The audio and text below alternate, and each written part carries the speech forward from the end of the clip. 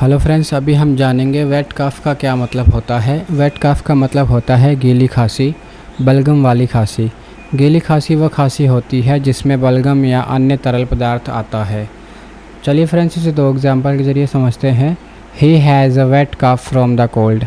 हिंदी में इसका मतलब है उसे ठंड के कारण गीली खांसी हो रही है। इसी तरह दूसरा एग्जाम्पल है, wet cough can be a sign of infection. Hindi में इसका मतलब है गीली खांसी संक्रमण का संकेत हो सकती है। फ्रेंड्स, उम्मीद करता हूँ वेट कफ का मतलब आप समझ गए होंगे। धन्यवाद।